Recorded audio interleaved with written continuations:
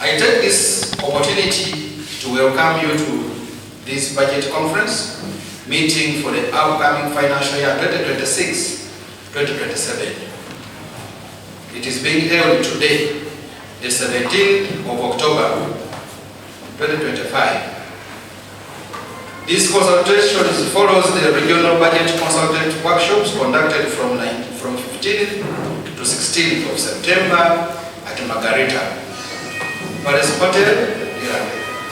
marking the commencement of the budget preparation processes for the financial year 2026-2027 in accordance with Section 12, Clause 1 of the Public Financial Management Act, as amended. The theme for the year in play, that is financial year 2026-2027 budget conference, is full monetization of Uganda's economy through commercial agriculture, industrialization, expansion and broadening of the services, digital transformation, and market access. That is the general theme, national theme for this year's budget conference. That in everything we are going to present, we adopt what has been highlighted in the national theme. It is important to note that the financial year 2026-2027 marks the second year of implementing both the fourth national budget, the fourth national development plan, NDP4, and the Municipal Development Plan, MDP4. These plans are designed to deliver a 10-fold growth strategy and are aligned with the program implementation action plans, PIAPs, to promote the coordinated planning and efficient utilization of resources. 10-fold program falls under the docket of Municipal. We are implementing the Municipal theory, and it is being coiled out into 10-fold programs. Therefore, as we engage in this discussion, let us keep in the mind that our budget should reflect our shared vision. We continue to focus numerous challenges, including infrastructure development, public safety, education, and environmental sustainability.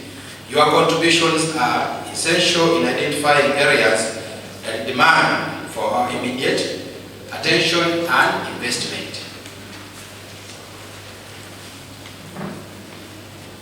While settling our priorities, let us also be mindful of the indicative planning figures provided to guide our decision making. We shall see the indicative figures ahead of us. Objectives of the budget conference: to share information on the performance of the previous financial year 2024-25, highlighting key achievements, service delivery challenges, feedback on issues raised during the last budget conference meeting, and emerging opportunities. To present and discuss the proposed budget strategy and priorities for the financial year 2026-2027. To disseminate the indicative planning figures and grant guidelines to facilitate the preparation for the financial year 2026-2027 budget. To engage all stakeholders in consultations to gather their views and contributions for effective planning, budgeting, implementation of the planned activities for 2026-2027. Budget strategy and priorities for 2026-2027. The budget strategy for the financial year 2026-2027 prioritizes investment in key growth sectors, collectively referred to as ATMs, not ATMs of money.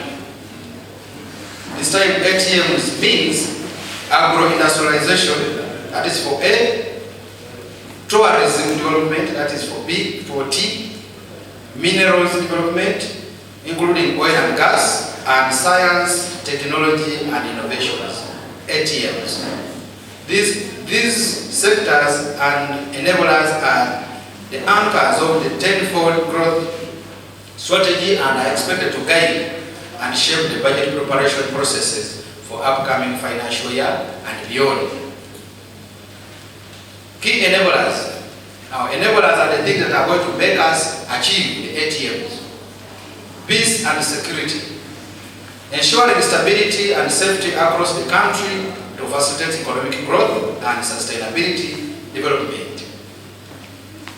We have DPC in the house. In our part, we are supposed to ensure that the OOs in the town are managed. B. Human capital development, investing in education, health, and skills enhancement to improve productivity and overall capacity of the population. C. Infrastructure development, and expanding and upgrading transport, energy, water, and ICT to support industrialization and value addition. In this budget conference today is very special because we have a team which is going to present to us about Uchumi under infrastructure development, governance, rule of law, and corruption, strengthening institutional capacity, promoting transparency, integrity, and accountability in public services to enhance efficiency and public trust. What we are doing today is part of the public trust we are supposed to gain. After here, we shall do baraza to give public accountability. Private sector development, creating a conducive business environment through regulatory reforms, business formalization, improved access to finances to enable the private sector to drive economic transformation. That's why we have banks here and we have other financial institutions in the house. Digital transformation and innovation. Promoting adoption of ICT innovation and research and development to enhance service delivery efficiency and competitiveness across all sectors. Therefore, our proposed budget priorities should focus on addressing the following objectives. 1. Inclusive value addition to agriculture, minerals, oil, gas, and tourism resources. 2. Enhance investment in science, technology, innovations, STI to drive economic transformation. 3. Sustained investment in the key enablers, including transport, infrastructure, electricity, irrigation, industrial park, education, health, water for consumption, and security. Strengthening domestic revenue collection to promote physical sustainability. Promotion of regional integration, improved access to domestic and international markets. Protection and conservation of the environment to ensure sustainable development. Strengthening disaster preparedness and management to enhance resilience. Elimination of corruption to improve service delivery, accountability, and public trust. As Apac Municipal Council, we shall prioritize and invest in 11 program output of the 18 national programs in the 4th National Development Plan, NDP4, which include the following. We should note that we changed, the planning changed. We are now running programs. It is no longer issues of sectors and departments. We may find that one program cuts across all departments or a number of sectors. So under this, these are the 11 we have chosen out of the 17. The first program we are going to run as Apac Municipal Council will be agro-industrialization. Remember, these programs are focused or are anchored to the ATMs that have been highlighted. Agro-industrialization, development plan implementation, public sector transformation, tourism development, private sector development, human capital development, including education, health, community, and mindset change, regional development, land, natural resources, climate change, and environmental management, legislation, oversight and representation, sustainable urbanization and housing, integrated transport infrastructure and services. Ladies and gentlemen, now this is the budget, the envelope that we have for allocation into those programs, 11. Indicative planning figures, also envelopes for financial year 2026-2027. How do we get to this envelope? We receive under caller circulars, budget caller circulars. They keep advising us on what we should plan for. First, received one, we are now backing out for a second call circular until we get the last call circular. The first call circular issued by the Minister of Finance, Planning and Economic Development on the 15th of September provides the preliminary source envelope, indicative planning figures for Apac Municipal Council for financial year 2026-2027 amounting to 10 billion. I don't know how 10 billion is said in Lamu. 10 billion 146 million 992 1,635 shillings only. If I don't say it well, you know that I didn't do science. The allocation broken down by the source as below. Conditional transfers. Conditional transfers is 7 billion. 7 billion. So, the discretional transfers is 2 billion. What does that mean? Many times we have said the municipal people have eaten your money. Your milk where you are not feeding. Every local government conditional grants are more than the discretional funds. Because conditional grants, most of it is for paying what? Salaries. So sometimes we don't have an argument, even if you argue and doesn't change. It is purely for salaries. And discretional funds means the funds that can be allocated to different programs. Consequently, all planning and budgeting for the upcoming financial year are expected to be conducted within these available resources, unless I adjust it. For now, that is what we can confirm. In conclusion, finally, today we have the opportunity to allocate resources in a manner that not only address our immediate priorities, but also lays a solid foundation for the long-term development. This is our chance to move beyond simply responding to challenges and instead proactively plan for the prosperous and sustainable municipal council. This has been said out for God. And thank you for honoring this invitation. Thank you for coming and thank you for taking this meeting as very important, because indeed it is a very important meeting. The town clerk in his opening remarks or the brief has highlighted a lot of things. The objective of this meeting and why we are here.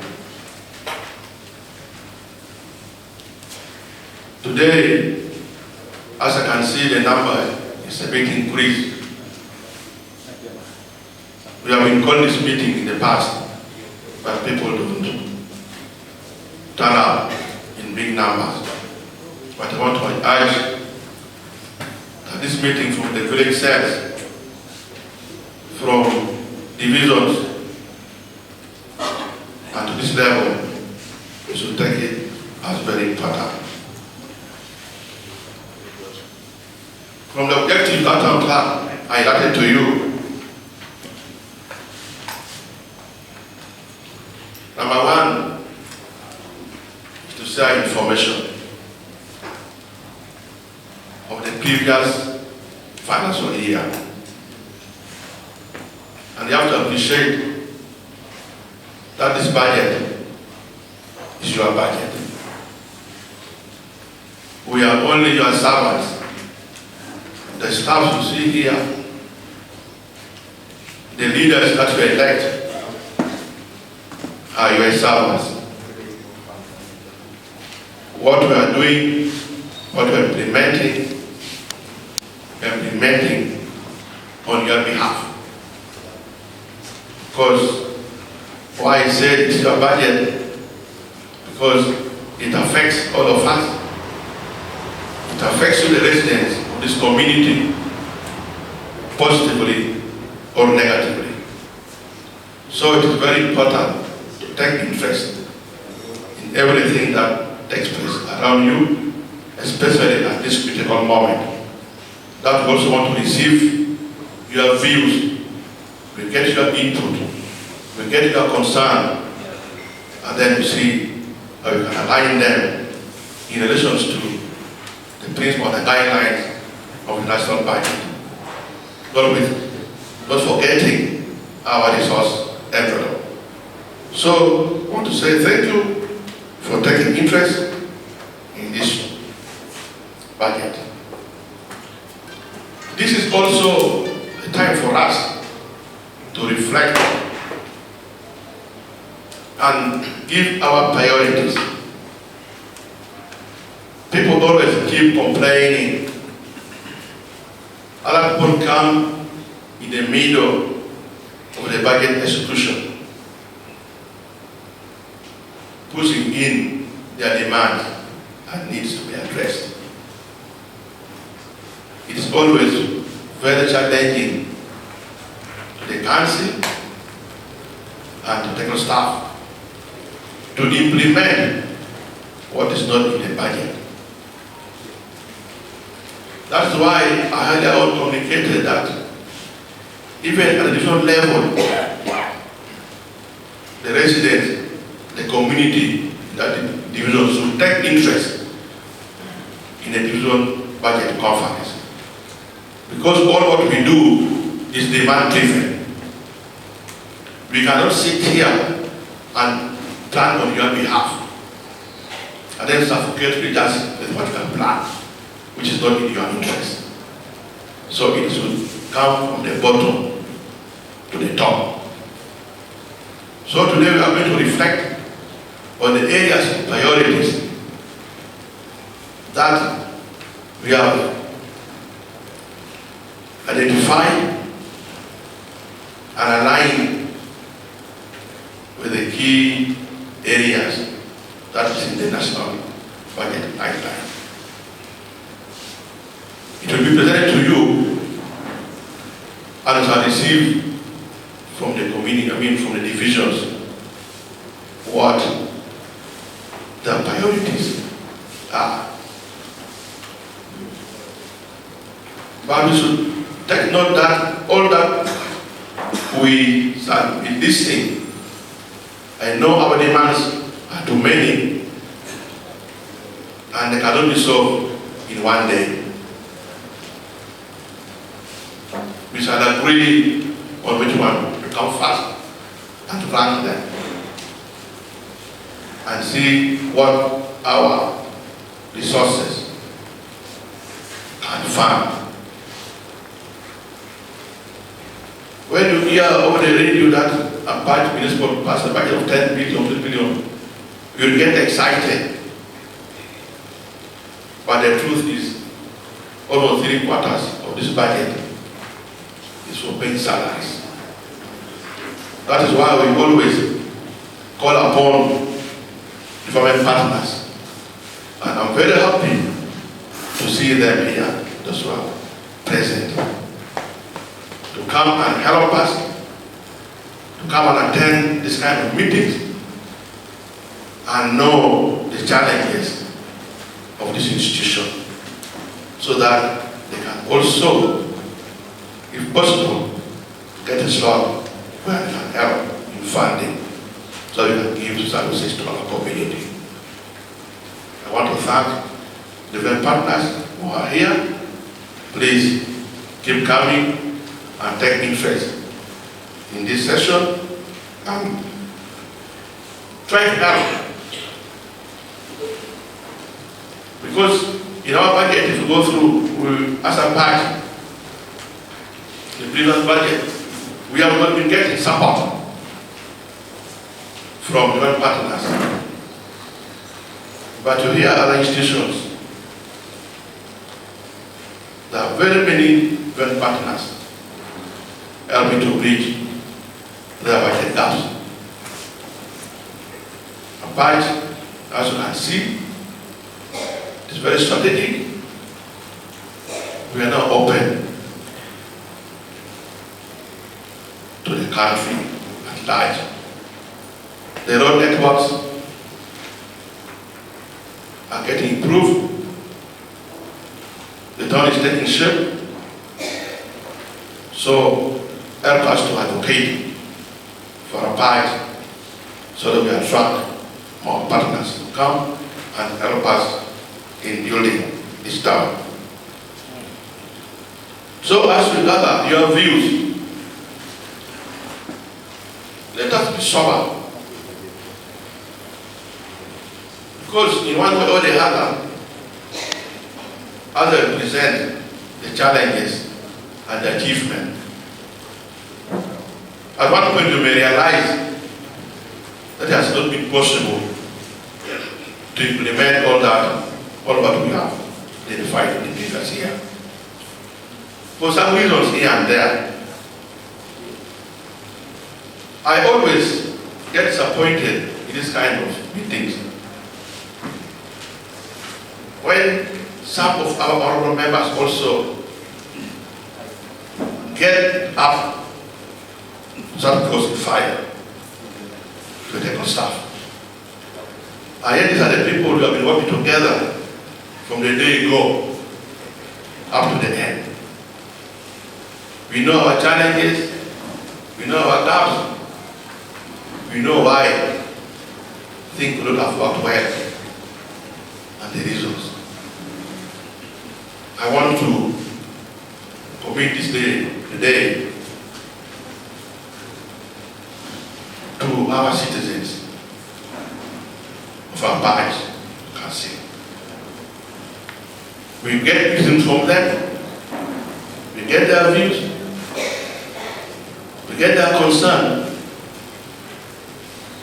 and then we assess ourselves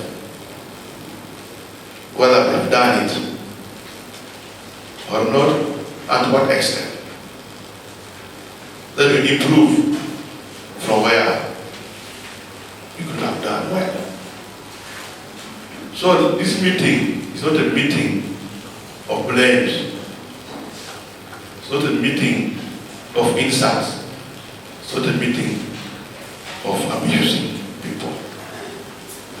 It's a very high-profile meeting for us to identify our problems and see how we can address these challenges and appreciate what we have done in the previous years.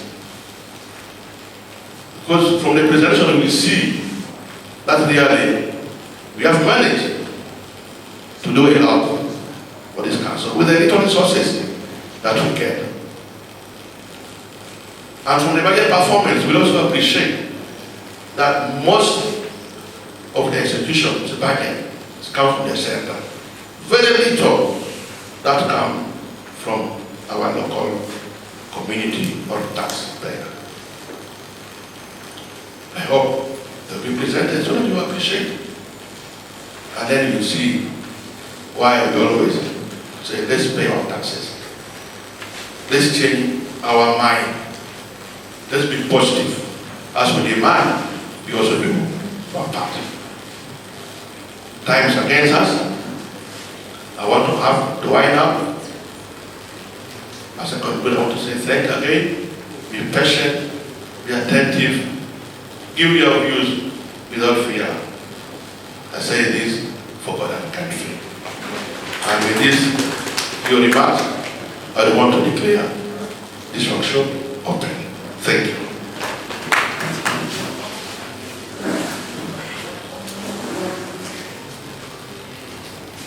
Thank you, so much, Your Worship, the Mayor. MDF. MDF is a fairly new concept because it came with the Bushmeat project, which is funded by the World Bank. So it was one of the conditionalities of the World Bank that for any project we are going to, there must be a forum called Municipal Development Forum. And now I want to be brief because from the time that we're saying brief remark.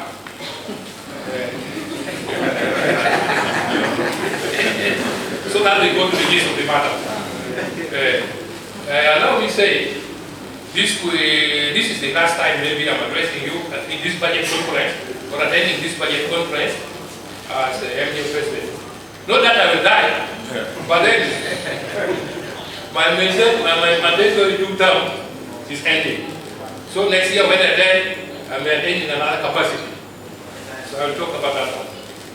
Or MDF, or the Municipal Development Forum, links the project to the community. The other things the mayor and council cannot do, but MDF can do. So in short, MDF was closely with council and the technical staff. But always there's a lot of misconception that MDF is Usmeat, Usmeat is MDF. Sometimes people refer to it, yeah, I don't question the Usmeat. No. The president put in MDF not Usmeat. But then it is supposed to oversee the Usmeat activities. I want to talk very briefly about the key achievements. MDF facilitated the delivery of some of these roadworks. When you go to Hospital Road, when you check the road, Biasara, and all those other areas, you can see very good roads with street lights. If someone was here maybe 1 or 2 years ago and came back, he or she would get lost actually. So we are happy in the next phase of the project, we have more roads to be worked on. So much as we are believing, we have to think to point out. Another thing, MDS participated so much in the assessment, such that the previous year, there was a fight which won among the cities and municipalities. That's clap. And because of that, in the new project, we have been given more kilometers to start with under the Unit project. It's not just a question of winning, but then the winning is translated into what? Rewards. So we have been given more kilometers of roads. Another thing briefly, we facilitated MDF the extension of power line to Lera site. I remember when power reached Agulu, there was an old man there, previously former civil servant, retired, who objected to power lines passing a service line. When Mayor told me, because we work very closely, they went with someone to convince him, then they said, okay, I yield them because the unit to me or yield. So eventually the power, you can see that power, somebody had blocked it. Yeah, he was right in this old way, but then we had to talk to him, we didn't threaten him and the rest of it actually. So, those are some of the few achievements, but in the next meeting, which will be here soon, we'll get detailed reports about that one. So, we are having the next annual meeting of the Municipal Development Forum on the 7th of November, 2025. And in that meeting, one of the items in the agenda is election of the committees. So as I said, I will not be contesting because of completing my 2 term. I want to give opportunity to the rest to steer much. So we are lucky that this time the election of the MDF is preceding the general elections of the Electoral Commission. In the previous 2 elections, the general elections used to precede. The challenge we used to have is that actually somebody who played the elections said, let me go for MDF as a way to contest in the next one. And the experience, I saw that some of these guys are very troublesome. They go and they say, Mayor and President are getting money. And this and the rest of it. So, there will be a number of vacant positions. I'm appealing to you. We want serious people who are committed, because MDF is voluntary. Voluntary, you don't expect any form of payment. If it is there, you get it. If it's not there, you don't need to raise tax. Because, as I said already, the president will be working very closely with the mayor and the town clerk. And these are people who have a lot of engagements outside Usme. So if you get somebody maybe who is not serious, say, you are not just him after the town clerk and man being called to Kampala. You are not him, no, that's not the issue. So even in the committee, one serious people who can steer the project. And of course, a much further about that actually, in the NDF, we don't need politicians. Our charter says so. Our charter is our constitution. And civil servants who are on the payroll are not there, except those nominated by the town clerk, the one to represent the town clerk, and one from the district. And then, opposite the security. In the previous one, the DSO himself used to represent the security on the MDF. He is so much committed, he may delegate or assign. But otherwise, if you are a civil servant or the payroll, don't expect to come. I'm saying this because in the past we used to have a lot of complaints and the rest of it. So, the venue will be communicated and we expect you to come. However, before I come back, there are some challenges which I think I should mention. The most serious one is negative publicity. Especially, I think because of bad politics. You will recall that, but when you observe the runabout, it is a Bubaka conduct which work on this road. They didn't reach the runabout. It was because of an agreement that the common owner now needs to work on it. Then when you go to that BSR road, they stop somewhere, they're not reaching a Yaka. It is because Sardine would work on it at once. But there were some people saying, no, the money was eaten by the mayor, president of Apac. It's not so. All these works will be beyond complicated. The problem is delay on the part of the contractor and government, which is Municipal works, which are supposed to pay them. And even as we talk now, most of the people, project affected persons have not been compensated. I'm one of them. But we are pushing so that people get compensated and then works continues. So I'm saying this because negative publicity sometimes also work. I remember a couple of years ago when civil works were just going on, there was something was trying to stage manage. Somebody was trying to play with the gravel there, then it went viral. Sudden work, we go to Namibia. Within a day, that video had reached World Bank in Washington DC. So engineers were sent here. And the project in Uganda risked being stopped. So when engineers came, the only problem was delay on the part of the contractor. But technically, these are the quality of work was so good. The engineers I'm talking about, these are really engineers, registered. So these ones are the locals who are trying to confuse the system. So eventually the road works are there, nobody is looking quality, but the problem is delayed. So ladies and gentlemen, I promise that I will be brief. I want to thank you so much for sparing your time. Come, we are now going to the gist of the matter. Let's participate actively. I wish you the best. May God bless you all. And chairing the plenary means I'm only going to handle two issues. One is the communication from the town clerk.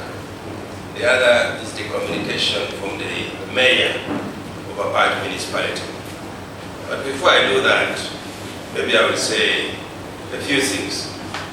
I'll try to manage my time. The first thing I want to say is I was happy I was invited to attend this budget conference. Initially I had it on radio, then I said maybe I should come and attend.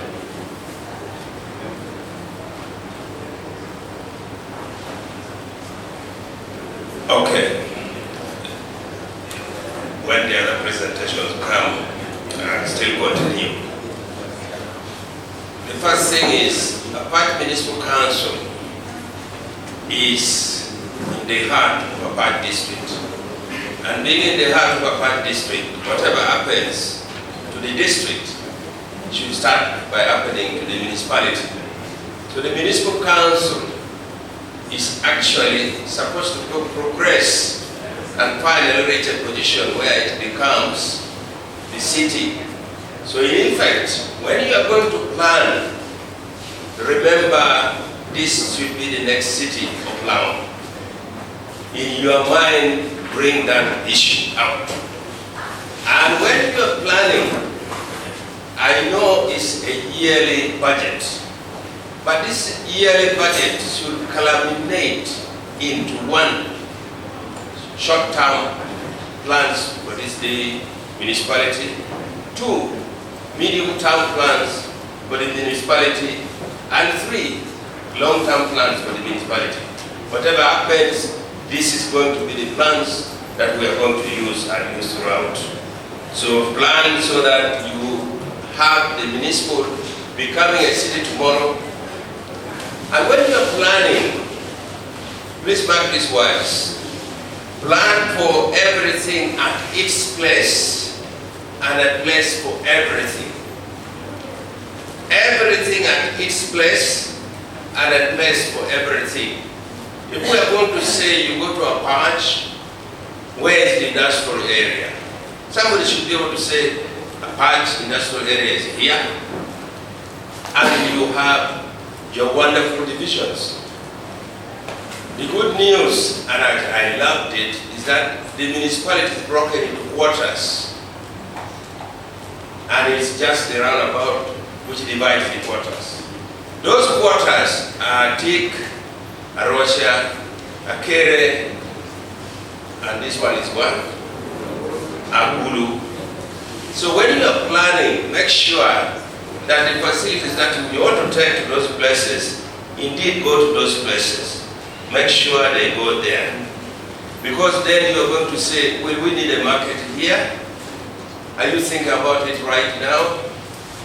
Will we need an industrial park here? Because you really need an industrial park in all those places. Will we need a hospital here? Will we need dispensaries? And will we need an amusement park? I have read the theme of this budget. These amusement parks, and we've been thinking about it, because it's part of industrialization, it's part of tourism. So you need to think about all that as you move forward. So I want you to think in those ways and make sure you really plan the proper way. Now when you are planning, you need to also consider services like electricity, services like communication, services like water. Do you have electricity in all these places? Do you have water in these places? Do you have communication? What am I talking about here? I'm talking about the mask, communication mask. Because some of these areas, although they are near Apac, still don't have these facilities. You need to think about them. So think about where you want to put what and bring it up. I heard the mayor talk about something that people inject in the middle of a process. Please make sure whatever is being discussed today, it is bottom up, that you've been part of it and you're planning it properly. So when you're planning now, are you going to think about bridges? Because you have a water body near you. Here are the contents. I will have the general revenue performance, then take you through the performance by performance in terms of expenditure by the different programs that were mentioned on Chandra.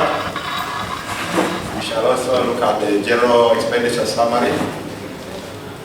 Our focus mainly is going to be on local revenue performance by source. And then we will also have an highlight on some of the projects that were financed and their status. So without wasting time, there you are. That is the general revenue performance for the council for 24-25. So the first column, I have the revenue source. Second, I have the approved budget. Third, I have revised budget. Under revised budget, you realize that some values will be high, meaning that during the course of the budget execution, either there was a supplementary, in most cases actually there is a supplementary, that's why you find it, you would find that it will be high. And then we shall also look at the amount released, and then the percentage that we received as a council. So, the first row, we have local revenue. We had a approved budget of 340 million. There was no revision. What we collected and what was released to us was 335,158,000 shillings. That was our revenue collection for that financial year, what we normally call local revenue. So that is 69% of the planned revenue of 340. Well, we only managed to collect 69% of the 340. That is the meaning of that column. And the second row, we have discretionary government transfers. What TC was saying that we have the discretion to allocate, although still with guidelines. Yeah, our approved budget for that financial year 24-25 was 3,401,485,000. There was a revision of 3,419,835. I think the revision there was because of supplementary of ex gracias. So our release percentage was 101%. Next we have conditional grants. In our budget, what was approved was 11,129,521,000, and it was also revised to 11,141,585,000, and the revision there was basically pension and gratuity. Like TC had said, conditional grants are measure the salaries, pensions and gratuity. And now we received it 100%. Then there's what we call other government transfers, where we have web, URF, and then lately we have GROW. We had an approved budget of 127,635,000, which was later revised to 137,557,000. But what we was released was only 104,163,000, meaning what we received was we only received 82% of what we had, what was revised. We did not receive any external funding. So our total approved budget for that financial year was 14,998,371,000, which was later revised to 38,977,000. But what was later released was only 14,901,101 shillings.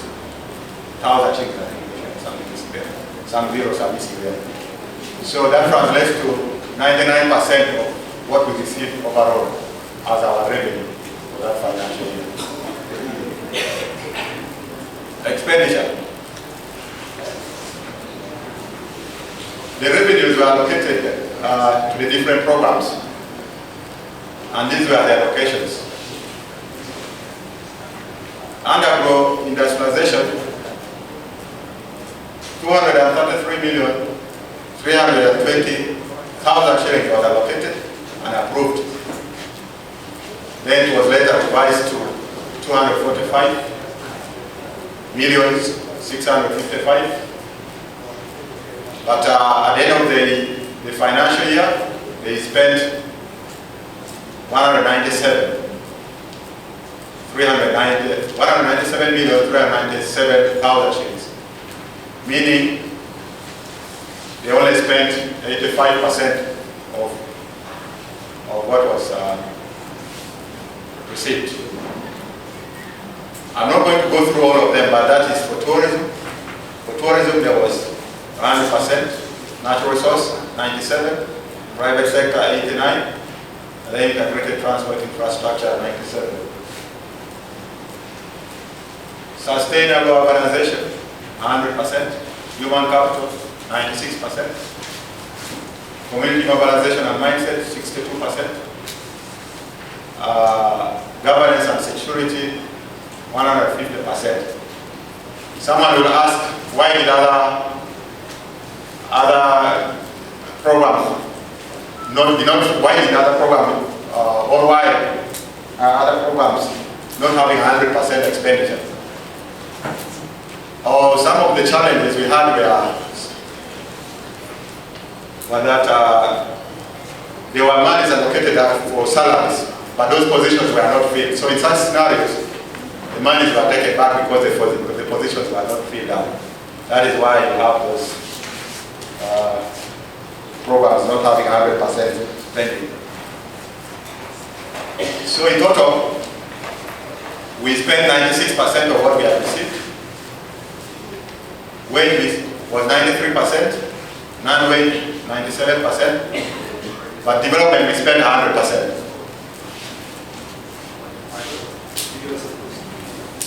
We now go to local revenue by source. I have given a comparative analysis of the previous year but one and the previous year. Previous year but one being 2023-2024 and the previous year being 2024-2025. So I've decided this is our main focus because, like Councillor put it, this is where we have the distribution. This is the money that we have. Like Councillor put it and the Mayor put it, this is where we have the distribution to spend according to what we want.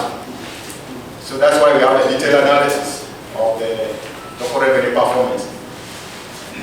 So our first revenue source is market, toll gate charges. In financial year 23-24, we had planned for 32 million. But in financial year 24-25, oh, these are receipts, not planning. These are receipts. We collected 32,280,000, while in 24-25 we collected only 13 million. If you can see, we have lost 56% of that revenue source. We did badly in terms of collection of that revenue source. So during the discussion, maybe we shall allow opportunity to brainstorm and see what are the issues surrounding that. We also have business licenses where we failed to collect by 23% as compared to the previous year but one. Property tax, at least there was some increment by 29%.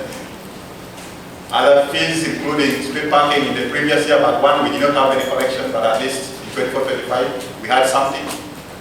That is 1.3 million, meaning 100% collection.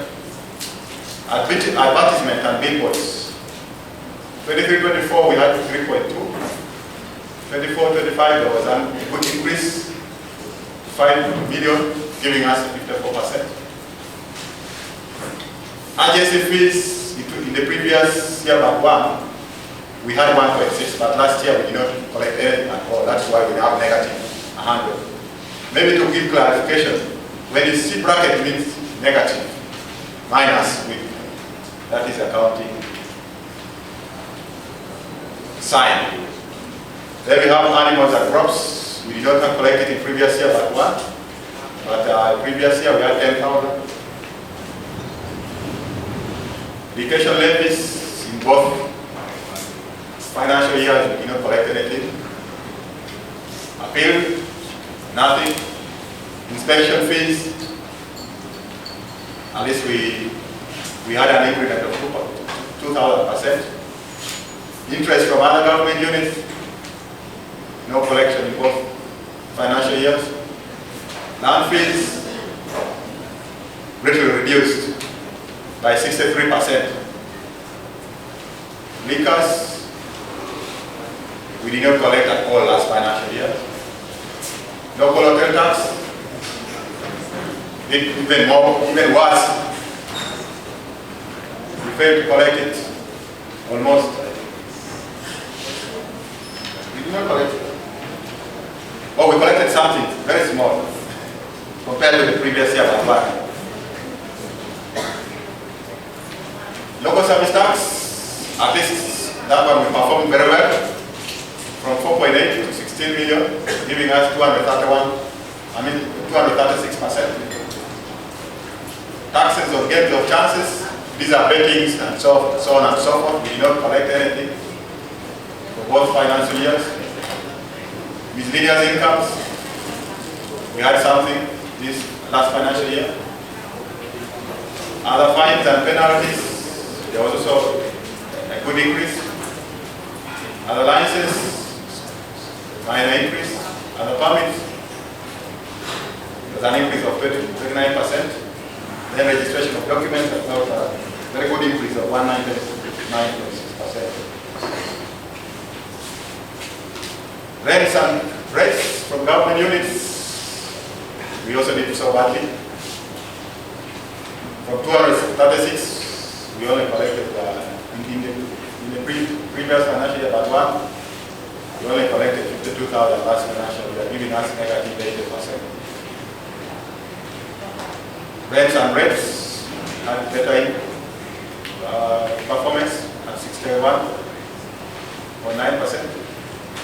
Property rent and rates produced assets from private entities, also we had some good collection. Rental incomes, 0. Licenses, we did not collect anything. Other licenses, we did not collect anything last financial year. Infrastructure lending, 0 last financial year. So our total collection in 2023-24 as compared to 2024-25 was 222,221,000. That was in 2023-24. While in 2024-25 we collected 235,518. So giving us only 6.9% increment. That is how we managed to perform. So meaning, implying our revenue, all of revenue, only increased by 6.9%. I want to take you through some of the projects that we committed our resources last financial year, and I put them according to programs. Human capital, education. Sub-program, we had the construction of our health center free, and the status now is at 98% complete. In the program presentations, they will highlight what are the things that are remaining and the recommendations. They also had the grading of Temovo, Wild Park Lake, which was at 100% completed.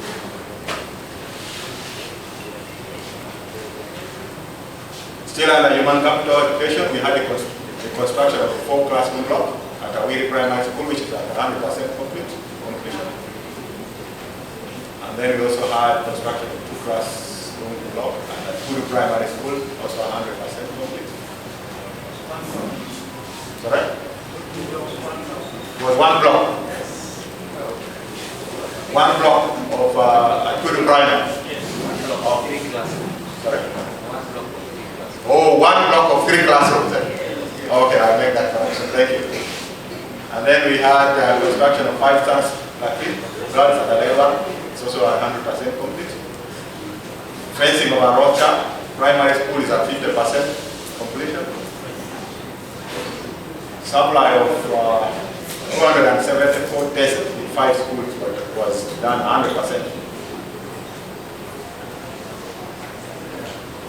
Under integrated infrastructure and services, we had mechanized maintenance of 8 kilometers under Ghana Road Fund, which is at 100% complete.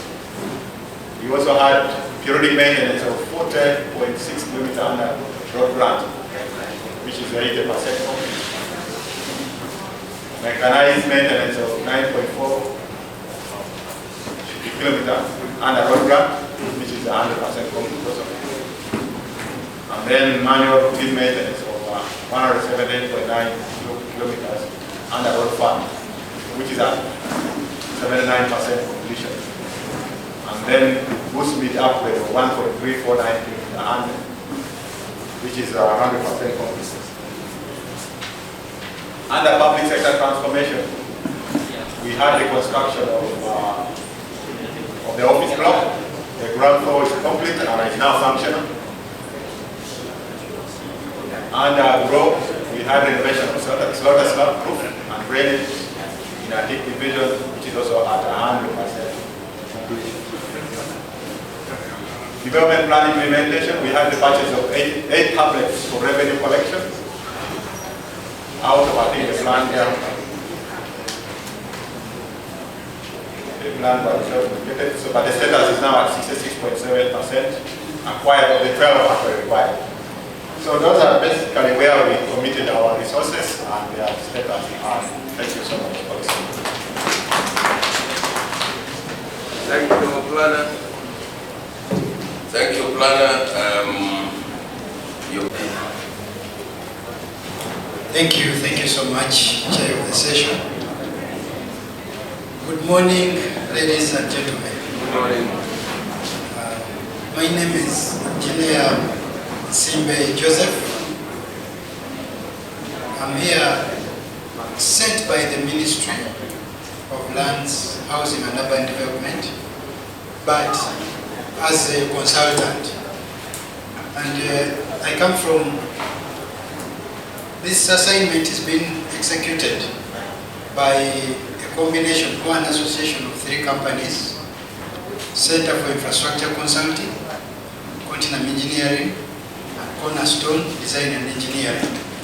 And we are doing this assignment in preparation of USMID, but with a C. So, this assignment began sometime in February this year, and it's supposed to come to a conclusion before the end of this year. So you can see we are at the tail end of this assignment. So I was told to summarize this presentation. Chair, how many minutes should I work with? You were given 40 minutes, but make it in 20. Okay, thank you. So I will quickly rush through this presentation.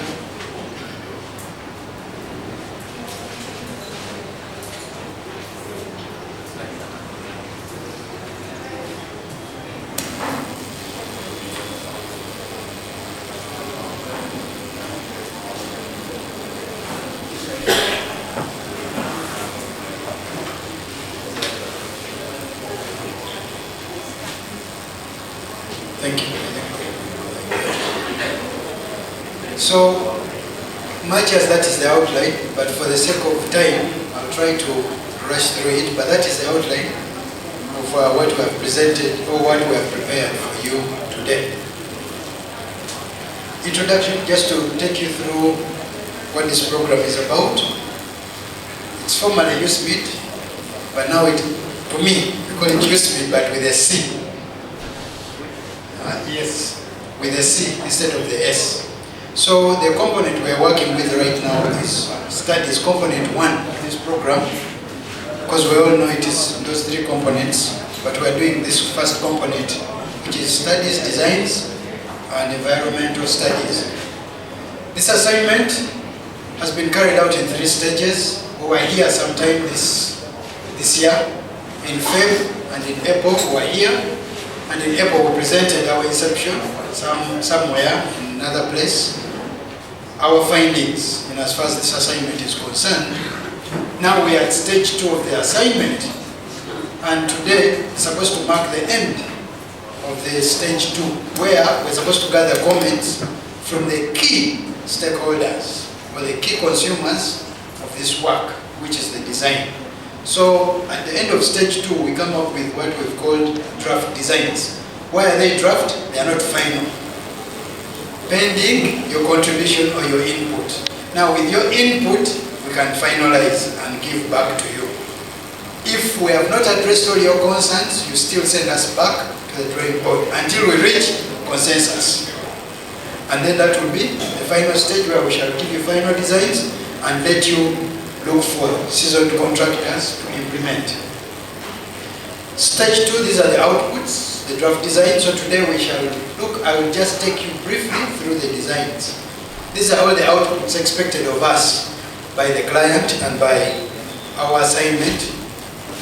But today we shall maybe focus so much on only one, the first one, because of time. So the draft, we shall now go to the draft design report. These are the roads, ladies and gentlemen. This is the list of the roads that we are designing, or we are trying to complete the design. There are 11 in number, a total of 10.63 kilometers. So from that table you can see the longest is Hospital Extension, and I'm told you have picked interest in it today. Then there's Gulu Highway, you have also picked interest today. And finally there's Onedo, which is 1.23. So those are the giants on the list. And we shall zoom into those ones. Additionally, there's also drainage. Because from the past, it has been discovered that many designers, once they have designed their infrastructure, they don't mind where the water ends up. Let's have water in the house. And those who are having different meetings, You wait when you also invite your members. For today, let's concentrate this side. I'm saying very many of you, including senior physical planner, all of you wait when you invite members to come for your meeting. For this one, we have a chairperson here. Let's listen. And this is a critical area, by the way, for the stakeholders. I wouldn't want us to have interjections here and there. Okay? And there are many days in a week, so you can organize your own special day and call us for other meetings. I believe we all understand English. First of all, I want to have that assumption. Do we all understand English? If we do, can we continue but attend to the presentation? These are your work. This is some of the councillors' products to say we have requested for this. Why don't you accept it? Let it be presented, and then in the plenary you say what you want to say. Thank you. Please go ahead. I've been told to read one by one. Hospital Extension, road number 1. Magulu Highway, road number 2. Youth Road, number 3. Independent Road, number 4. Sabiti Road, number 5. Onedo Ben, number 6. Huntington Road, Okote Avenue, Kole Lane, Micro Industry Stroke Cottage access, then access to Slaughter House from proposed site. These are the 11 roads, 10.63 kilometers. The drainages, Your Worship and the town clerk and the chair of the session, the drainages so far have no local names. Why? Because you have an ongoing study on stormwater drainage master plan. That plan is supposed to inform our designs. It so happens that now they are going parallel to each other. So maybe at the end of their assignment, you will sit down, caucus, and come up with names of these channels. So ours are only 3.2 kilometers, but the other consultant probably has more because it's looking at Apac and a broader perspective. So for us, these are the ones, 8 we have picked out that we feel are key to the assignment, especially our assignment, because we don't want to just drain, give you nice roads when we don't know where the water we are draining from the roads is ending up. So here is a map. We have tried to map for you what is red there are the roads, and what is blue are the stormwater drainage channels, as far as our assignment is concerned.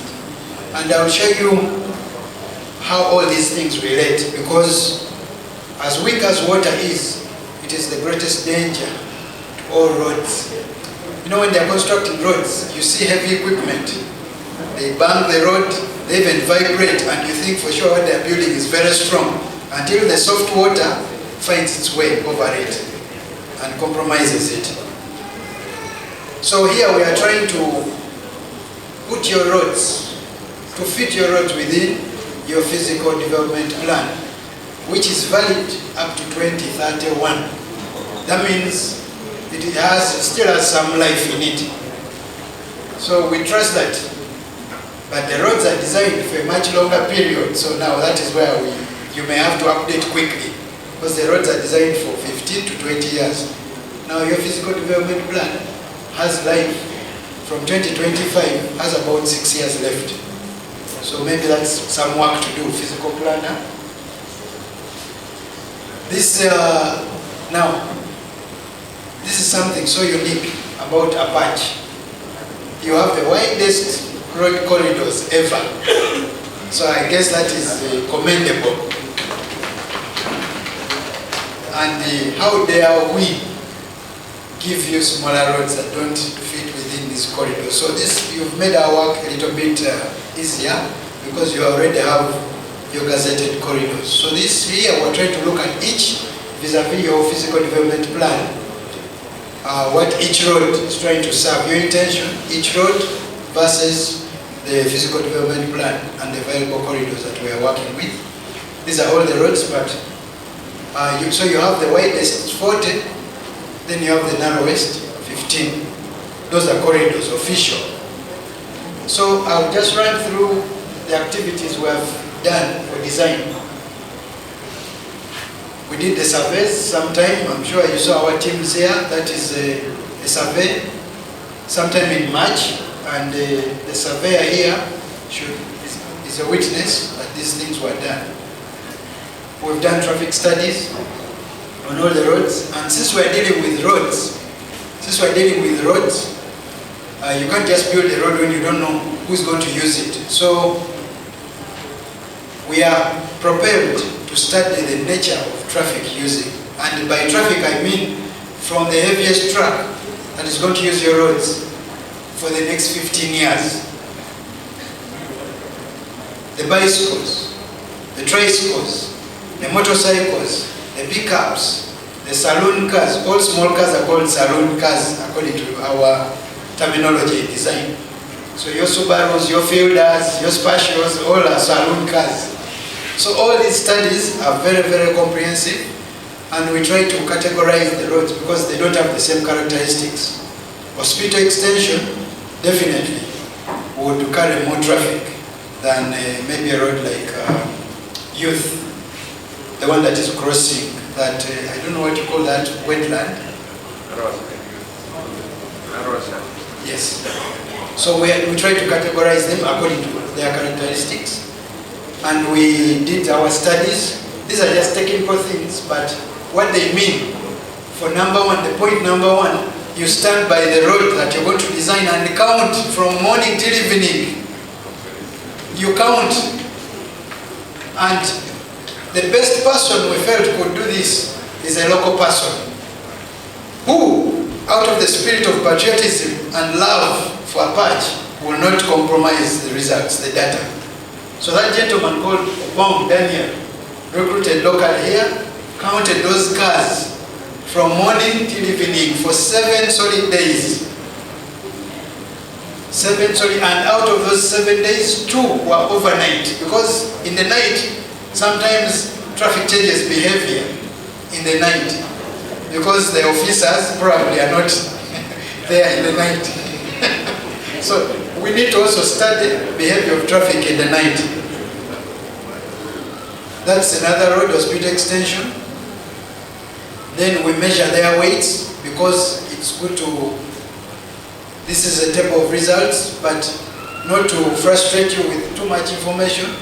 The first column of the table shows the different classes. You have the 2-wheeled, your motorcycles, you have the 3-wheeled, your tuk-tuks, you have the passenger cars, you have the light goods, you have the tractors, you have the medium and heavy trucks, you have buses, everything that can ever use your roads.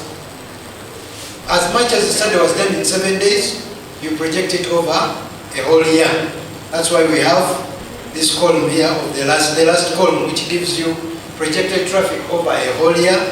And from the last figures below, you see your traffic, including motorcycles, is over 1,000 for that road or speed extension. Without the motorcycles, you have 148. That gives you already that you need to plan for your motorcycles. Right? Already from that information.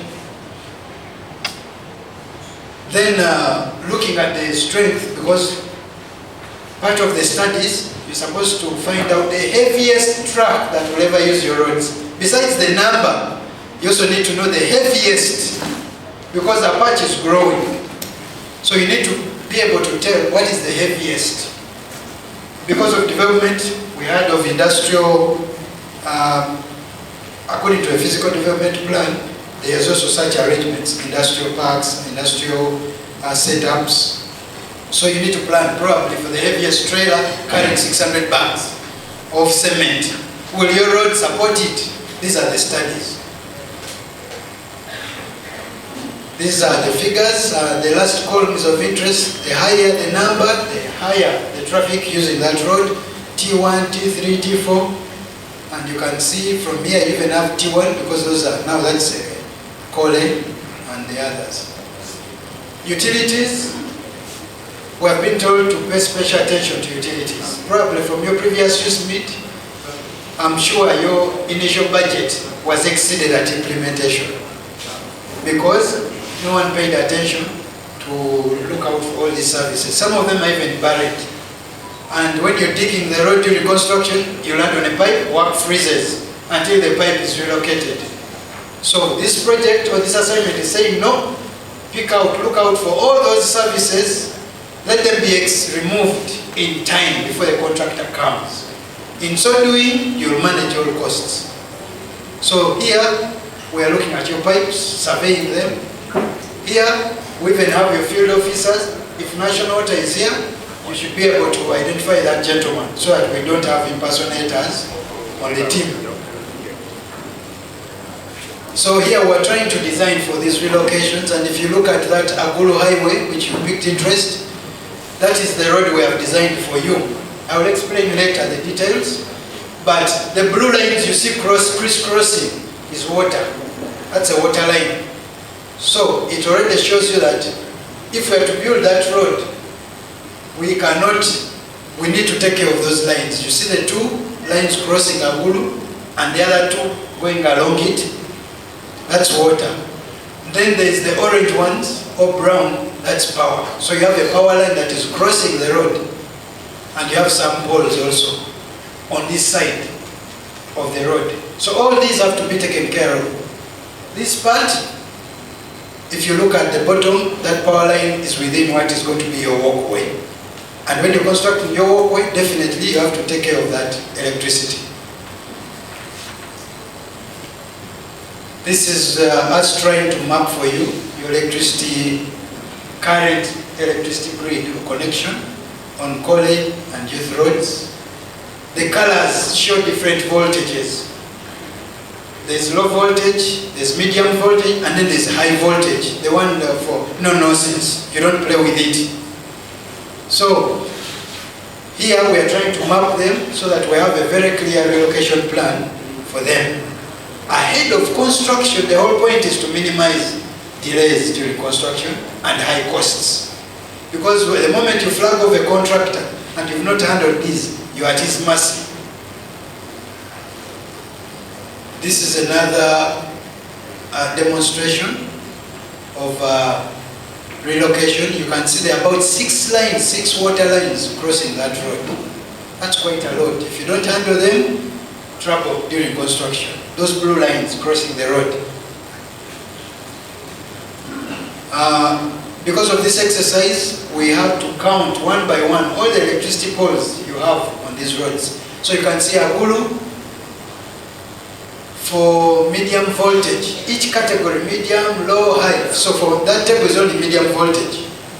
So Agulu has how many poles? 4 poles of medium voltage. Youth Road has how many? 5, 6, 7. Hospital Extension has from 9, 10, 11, 12, then on Edo Bend, 13, 14. So physically counting the poles so that when construction comes or to relocate them, the numbers are known. Even the locations are known. You can see X, Y there is physical or geographical location. In so doing it now, you will avoid 2 things. One, installations that will happen between now and later. You need to manage them because once we don't capture them, they will again affect your costs. So the department, the technical department, you need to manage installations between now and then. They should be guided so that the estimates are accurate. But also, us knowing each individual pole or electricity line will help us not to have ghost connections during implementation. This is now water. All your water connections, we have mapped them, we know the type. So if it is a metallic pipe or a plastic type pipe, there is no way when it comes to installation, National Water will demand a superior quality type. Because whatever is existing, a good design, ladies and gentlemen, is one that can be done within or by use of readily available materials. It would make no sense. It would be a very poor design if I give you a design and then you start looking for materials from China to construct the roads. That would be a very weak and poor design. So, under soils and materials investigation, we are looking at readily available material to build your infrastructure. Here are our field team that was here sometime earlier this year in March, trying to dig up these roads. I'm sure you saw them digging, and the fact that the exercise was successful, that means they got all your support. And for that reason, I would like to thank you very much for your support. These are some of the results. Because when you're digging these roads, you can only appreciate their nature when you dig them. And so some problem areas is on Edo, Youth and Independent. We have some problem areas there, which can only be seen when you do thorough investigation, so that you're not surprised during implementation. Some sources of materials here, we went ahead, looked at sources of maram. We call it graphite technically, but the local term, or the term we all know, is maram. And different sources we have looked at. There's one at Lulowelo, Alwala. We got even the owners, or at least people that showed up as the owners. Your Worship, we didn't really have time to verify if these were the rightful owners. But at least they presented themselves, we took their details. If they're impersonators, that will be another story. But we have their contacts there. We've estimated the quantity of their materials, and we have even taken the quality of the materials and compared in reports. Actually, we came with hard copies, the soft copies, already forwarded. This is a potential source of stones. Stones are used for concrete and also for your riding surface. That's that good surface we ride on. A potential source is 19 kilometers from here. It is owned by that contractor. Another source of sand here, Mr. Ogona Dennis, I hope you know him. We took quality. It doesn't mean that he's the one going to be the supplier. Not necessarily. When a contractor comes, it is also incumbent upon the contractor to do further studies and look even for, so that there's no monopoly here. We're not trying to encourage monopoly here. So office work, the field is done now. Run through office, we've done pavement design, and pavement design has to do with strength of the road. I told you we measure the weights of the heaviest truck that will ever use your roads. Now, we need to do a road that will carry the heaviest truck. This is the whole essence of pavement design. And what we give you is the foundation, basically, of the road, which will carry the heaviest truck that will ever use Apac roads in the next 15 to 20 years. This table not be so worried about the figures, but just shows you, I picked out again 3 roads which I was told are of key interest today. Hospital, Agulu, Onedo Ben. The 2 inputs, one comes from traffic. Remember we did a detailed traffic study, and the other one comes from the nature of the soils on the roads. The lower the number, the weaker the soil. The lower the number, the less the traffic. And as far as T is concerned, and S and so on and so forth. Then we give you the strength. Strength is determined by thickness of these layers. All these have been documented in the reports. Then we move to geometric design. Geometric design has to do with maneuverability. Previous, it was about strength. Now, how do the trucks or the vehicles move freely and comfortably on the roads? Will your longest truck move comfortably on the road when it is turning? Will its behind be in another side of the road? If that happens and it blocks the other traffic, it's a poor design. So you cater for the longest truck, the widest truck. You've seen those trucks that carry light goods. They try to make them as wide and as tall. The ones for plastics, for mattresses. Will the widest comfortably use your lane?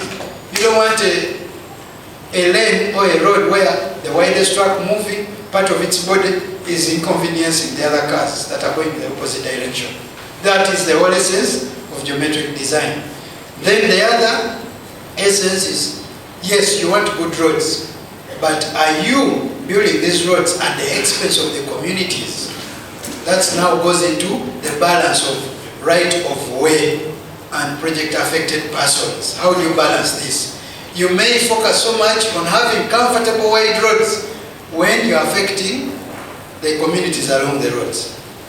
All that is achieved through geometric design. We come up with this table. These are just simple figures. They show you the 3 roads, Hospital, Agulu, and Onedo, the facilities of each road. You have a walkway as wide as 2 meters. You have a garden of 1.5 on those 2 roads, 1 and 2. You have a parking lane of 2.5 meters. These are all according to that standard there I highlighted. This is the latest design standard we have in the country. It is 2023, and it is strictly for urban roads. The previous USMID, we fumbled with a standard that was for highways and rural roads, the one for 2010. But the government decided, no, since we want, the fact that we were interested in urban development, let's come up with a dedicated standard for urban roads.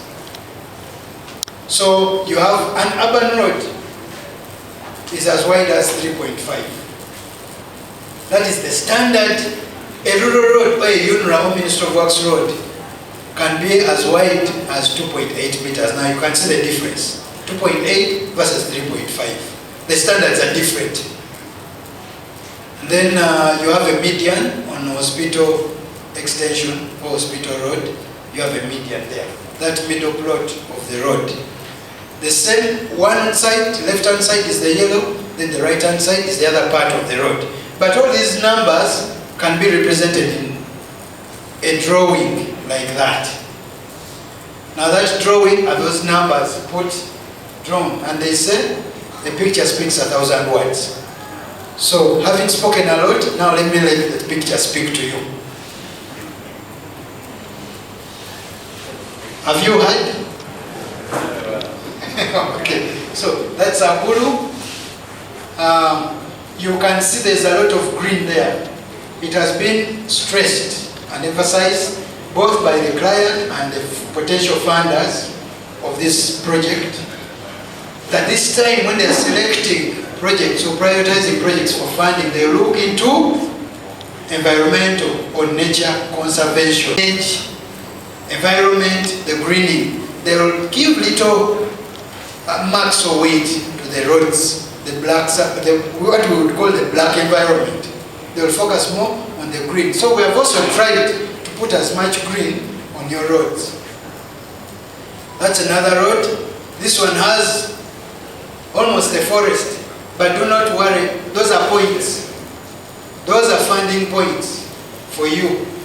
So We don't want again to give too wide a road and we lose on the environment. It's very good for funding purposes or for prioritization.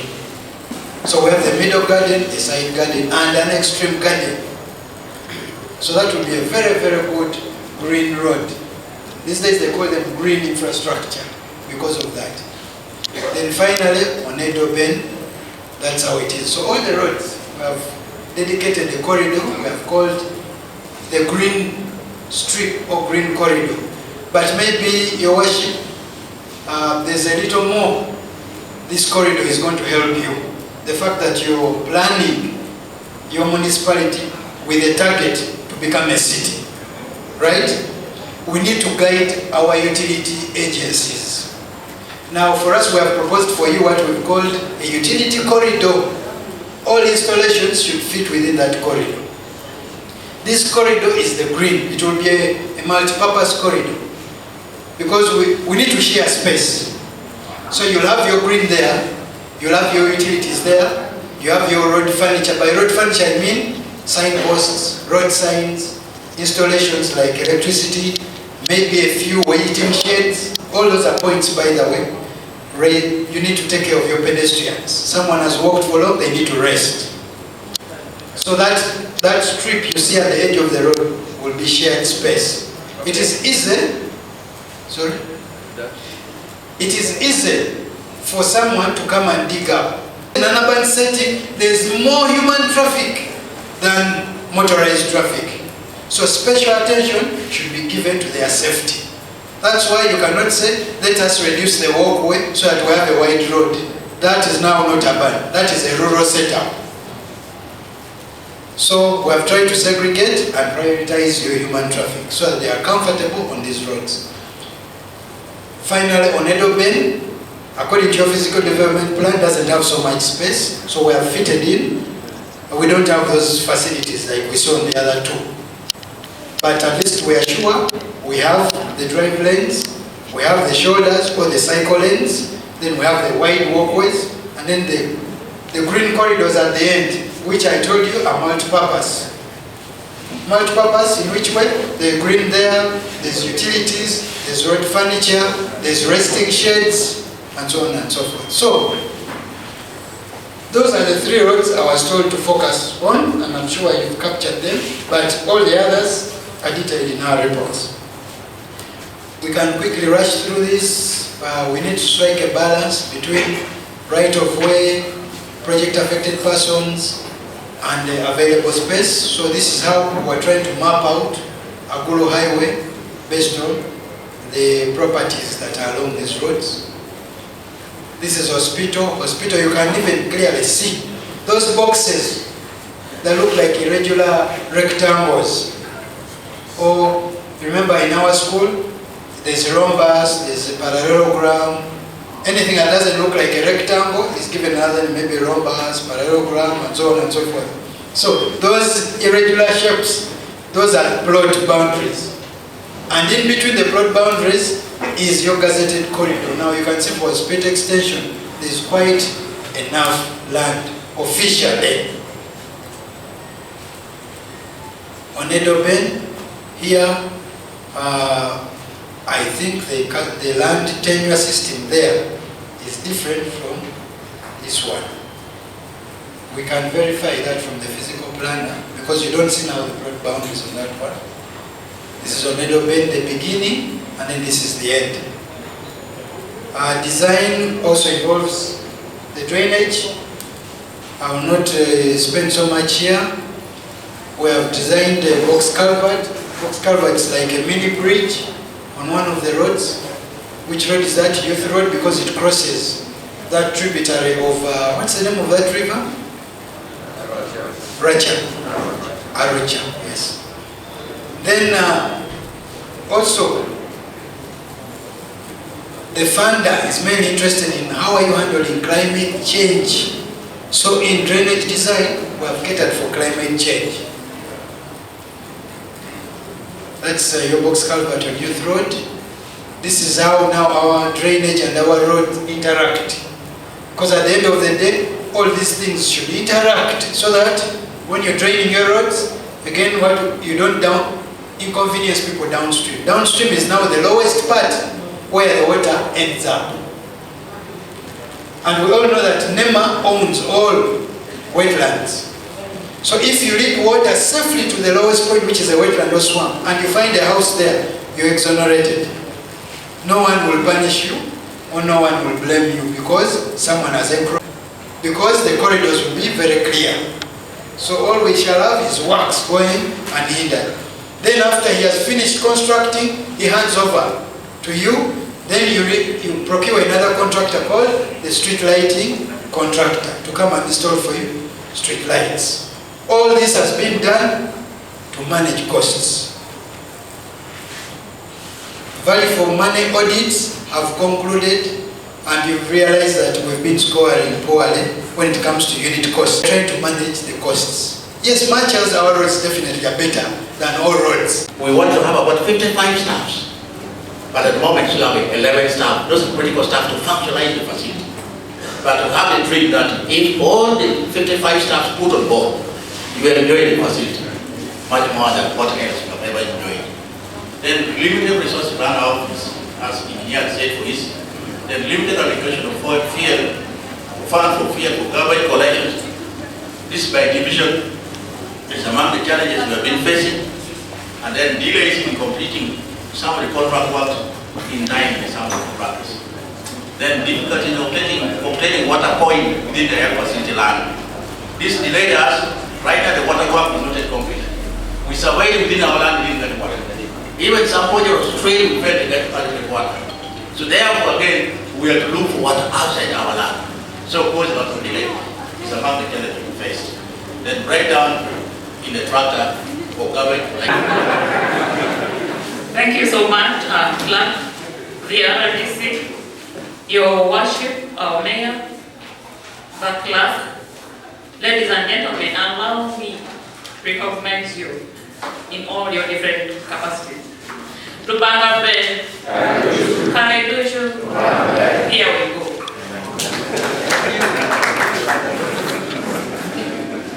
A lot has been said by different presenters.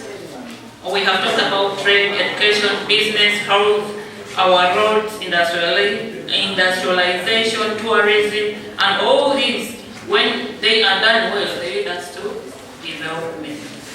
So here we are to develop Apac, but Apac can't develop when the security is not stable. Yes? Congratulations to all of us. Thank you for your prayers and support. We got a new brand patrol car. Thank you for the prayer. Right now we shall go to the presenter program number 6, who is none other than the Deputy Town Clerk, is coming to take us through public sector transformation. You're most welcome, sir. Coming for the second time. Sorry. Chair, allow me right on the protocol that has already been established. I'll just go straight to the areas that have been outlined.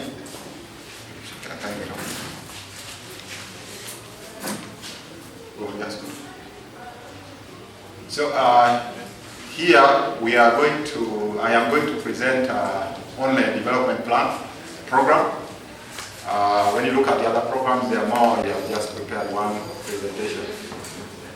So these are some of the key achievements of DPI. DPI is Development Plan Implementation Program. So under that program, we also have approved Revenue Enhancement Plan, which is running from 2023, 2024 to 2027, 2028. And through the IFMS and PBS system, we have had improved financial management. We are also happy to say that Municipal Development Plan 3 were implemented successfully. Although we did not do evaluation, but we know that it has been successfully implemented. You see? Challenges faced during the implementation of the development plan implementation. Core is the inadequate funding to implement the enhancement plan. We have just said that we have the enhancement plan, which is running from 23 to 27. but one of the biggest challenges is inadequate funding to implement that plan. We also have insufficient gadgets for IRA systems. We have managed to procure a few, but still they are not enough, so it is affecting local revenue collection. We also have political interference, especially presidential pronouncement on border. We remember that President made a pronouncement that borders are not supposed to pay some taxes. So whenever we go to try to get money from them, they just refer us to that. And then we are saying there is also poor taxpayer compliance, especially property tax. Still a lot of resistance. We had it yesterday. As a DPI, we also have a problem of budget cuts, especially for URF. URF is Uganda Road Fund. This has been talked about by engineer. WEP has been talked about by Scovia. And then GROW. GROW is a new grant. It has just been released. Last financial year, it was only released for 2 quarters. And then also there is non-functionality of local government public accounts committee, which is based at the district, which is supposed to look at the accountabilities, and it is not functional. So and yet this is very good. This is one of the minimum conditions for assessment.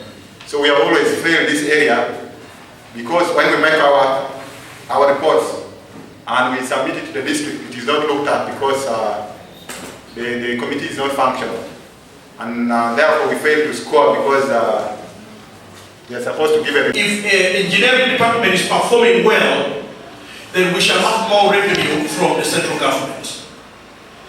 I would therefore urge that the people from the department do their best in terms of infrastructure development.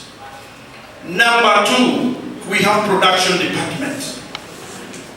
I am wondering, because central to production is the seedling or the seed, and I am afraid to hear from the department leader asking the private entity, the private groups, that they should take care in ensuring that they bring quality seeds. But what is the department doing to ensure this problem is brought down? Number 2, under department, the same department, production.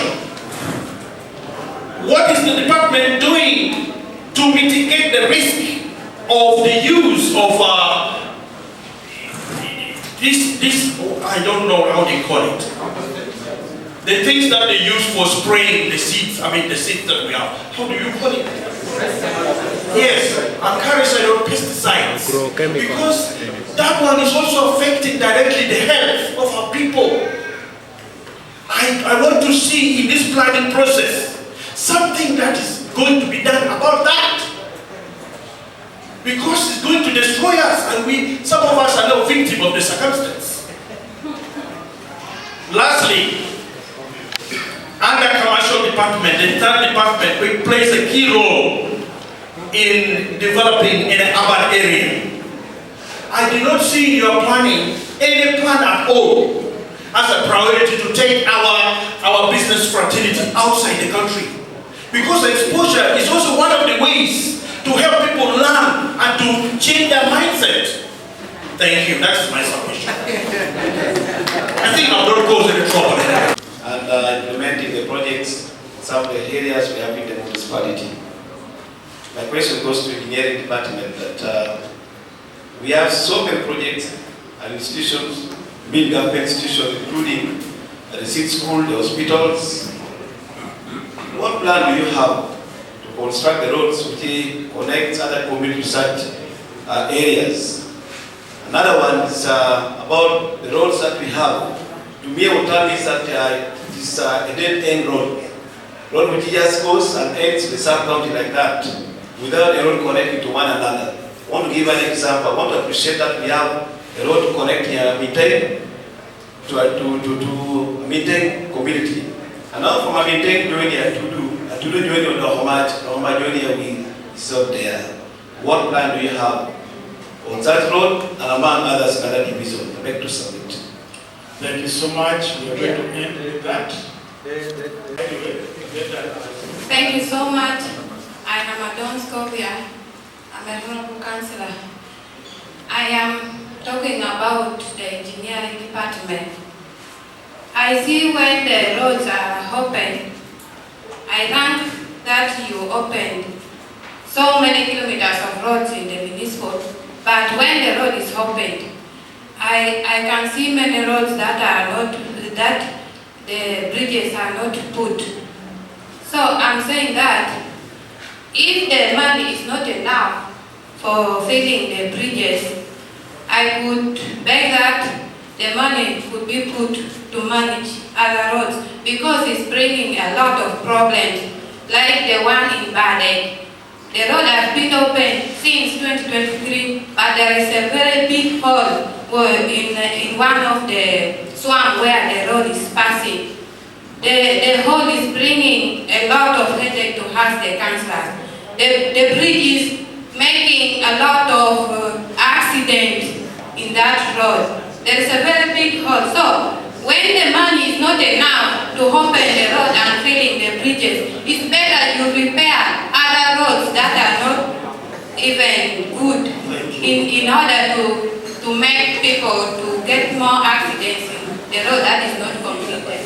That is my judgment. Thank you. Okay, thank you, Chair. I now bring back the microphone. I told you that when councillors can debate issues of council here, and it's okay. The next round, I think we shall now pick 1 or 2, 3 councillors to make one and let me bring back the microphone. Thank you so much. Most of the questions and arguments went to the engineering department, and I believe education, and I believe each concerned person has taken note.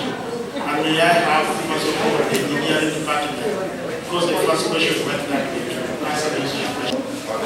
All the time, my request goes to engineer. We are requesting something. When we are sending contractors, those who is making road at community, they need to be serious, because we have some contractors who is putting their things at the road. Then they leave it there if the road is not yet finished. But that will also bring accident every time. Like for us, we have swamps when we are going to a village. That road pass through God. But if you reach on the swamp have many things like stones, wounds, and damage. If you reach there when you are near, you just fall at the swamp. Thank you. That is my request. May God bless you. Thank you so much. All protocols observed.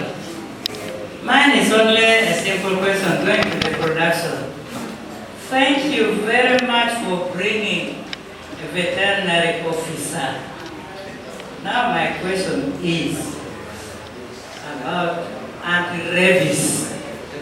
You said that you are going to buy a refrigerator soon, but now mad dogs are really disturbing the community in the village. Where do we refer them?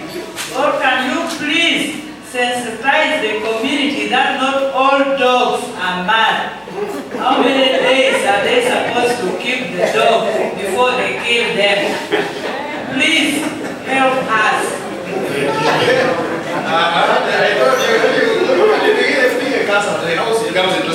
Not all dogs are mad. Not even all people are mad, but we're all mad.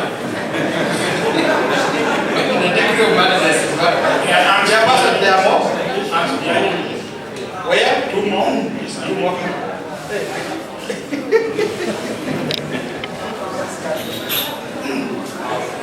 Thank you, Mr. Chair, and all protocols observed. I'll be very brief.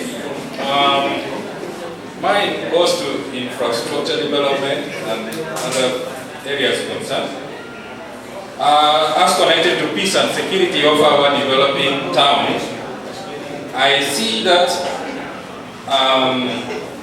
the security guards, those are for private entities and sectors.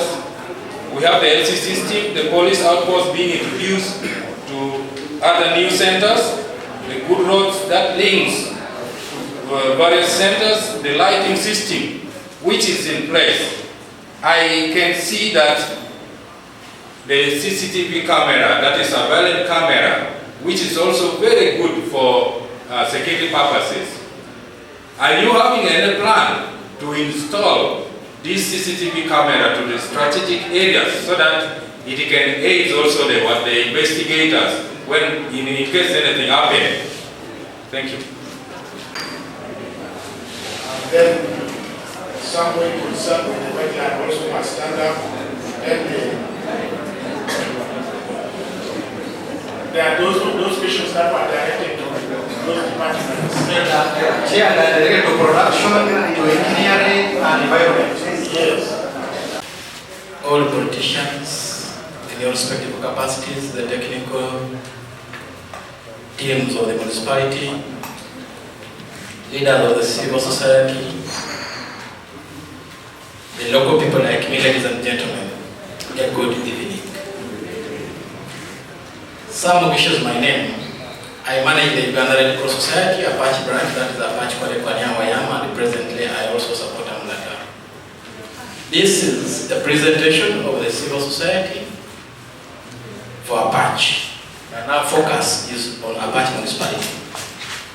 As I bring our presentation, allow me request my colleagues from the civil society to stand up for recognition.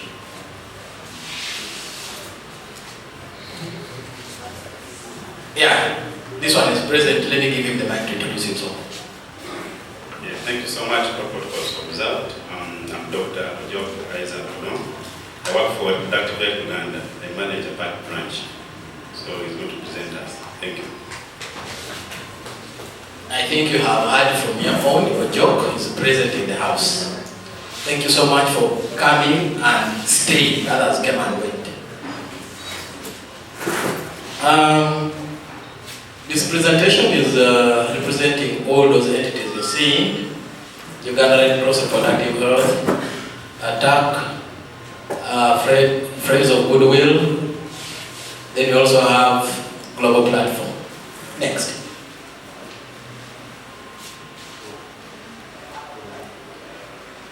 I told you not to go into the details of who we are. So, but that is Red Cross, and that is where I come from. Go next, that's what we do, that's about reproductive health, what they do. There's a slide, I want to know that one.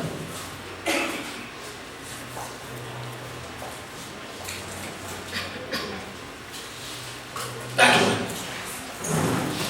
Irrespective of whatever we do in our respective capacities, we have been able to identify that these are the gaps which the municipality ought to address if we are to achieve our development agenda. One, we need to integrate disaster preparedness in our development planning. We also need to ensure that we have disaster contingency plans as a municipality. Of course, this affects integration of the disaster contingency plan into the development plan and the overall response to disasters and simulations. We also identify that in this municipality there's insufficient synergies with the development partners. This needs serious consolidation. We need to work together with the municipality as partners. There's also lack of strong commitment to implement some bylaws where they do exist. Some people have been complaining of issues of waste management, among others. This need to be implemented. We also identified that there is limited ICT skills. This limits, of course, business opportunities. But that one is in really digital transformation gaps. We are praying that the government is now prioritizing this. We also say that there are no youth innovation centers to enable the youth learning new skills and match the present ICT trends. People in business also identified, like us, they agreed with us that we have poor feeder roads. This limits access to hard-to-reach areas. Not only doing business, but also enabling those communities to access services. Delays in follow-up on reported cases of corruption, among others. There's also limited infrastructure development. People in trade, they have talked about markets. People in gender, in the community. I've talked about child-friendly spaces, fencing the playgrounds, among others. We also have the space in this municipality which we need to develop. We also identify that CSOs have some challenges which we need to put before our municipality, our leaders. We are facing reduced funding presently because of the shifting global priorities, political changes, economic downturns. You are aware that even you said when it closed, some of the CSOs also closed. That's why we're not seeing youth arrive here today, and among others. Colleagues also identified the restrictive cultural, social, and religious barriers, especially for sexual reproductive health rights services. The limited involvement of CSOs by local government in other development programs. People have been talking about PDM, but I think we have a something to add on when it comes to issues of PDM where we are involved. The bad accessories, that's what I have finished. Please go to the last. Go to the last. Those are just, that is money. That is what we do. Why don't I thank you?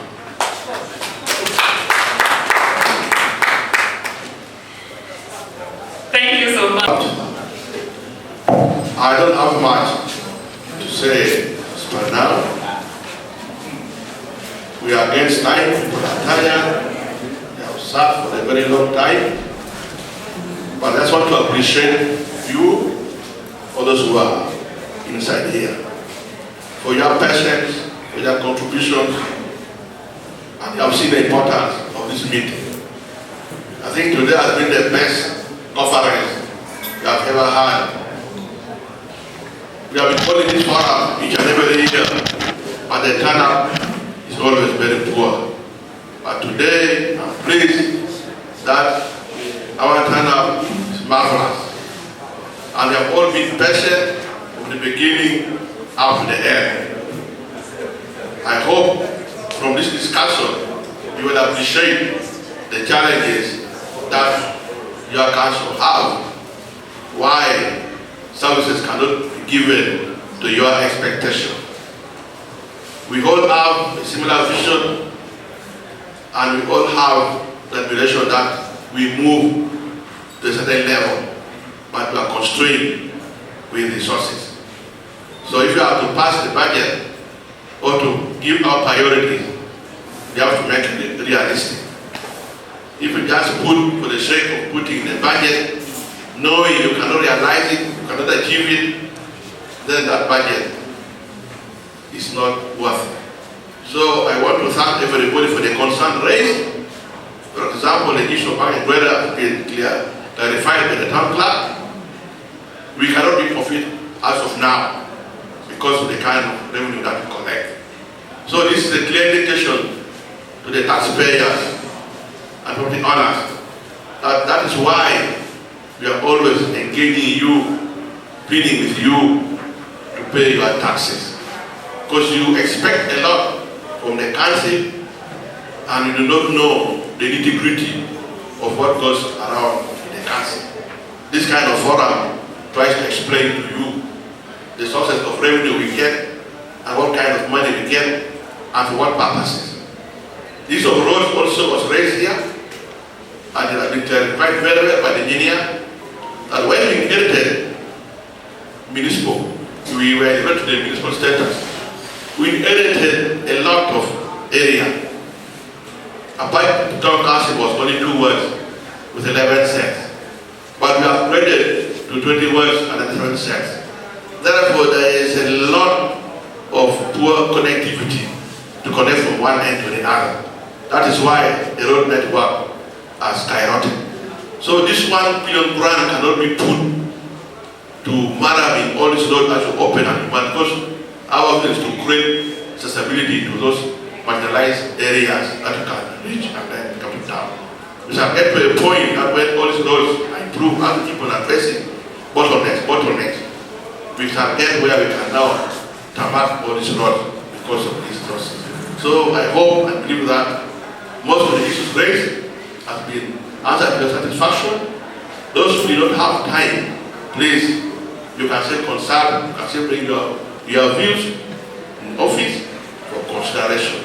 I want to therefore, these few remarks, to invite Honorable the RDC to come and give us a closing remark.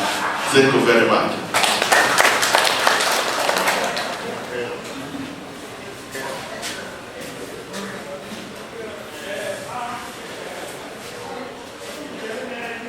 Thank you, Your Worship, the political head of this institution. Ladies and gentlemen, good evening. Already read, so let me start with one. It's to answer a question about CCTV. We call them cameras. We have two types. We have those ones we put on our buildings. That one is done by you, the building owner.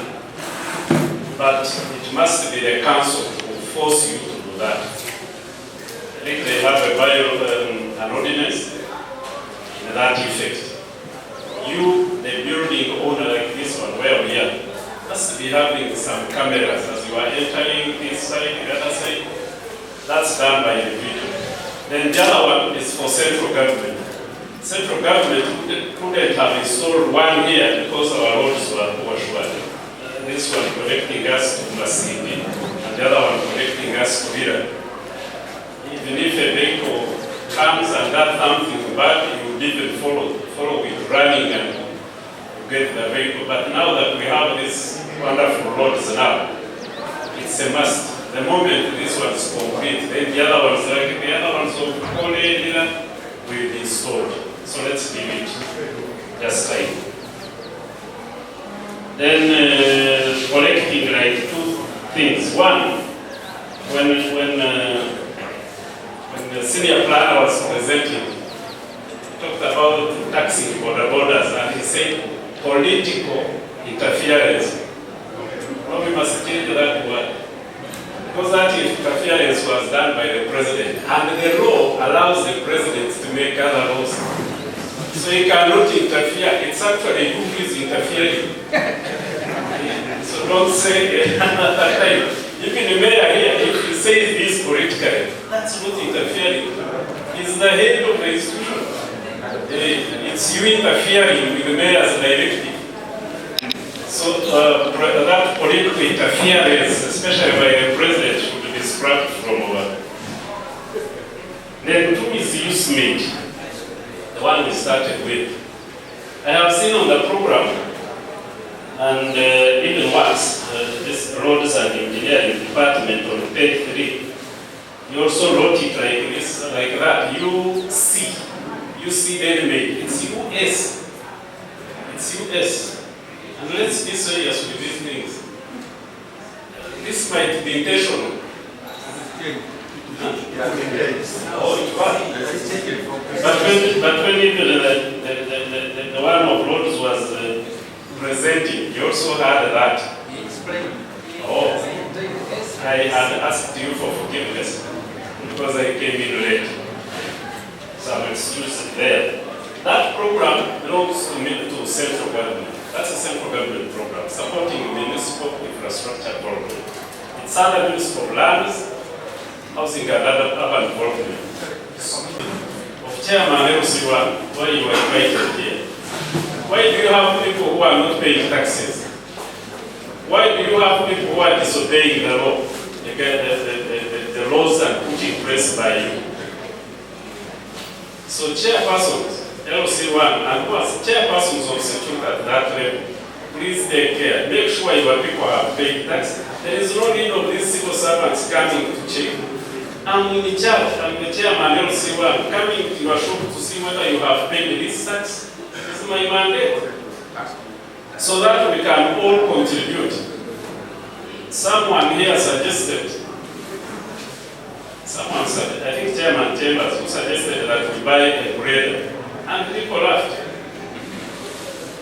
A grader is, I asked Mayor and said, is around 2 billion. 3 billion is nothing to you people of Apac. It's just nothing. It's too much for the council, but very little for you people to if you use them. There is no need, you should tell them that you can't manage them because you're spoiling the others. Let's do things that can It's no need, we should tell them that you can't manage them because you're spoiling the others. Let's do things that can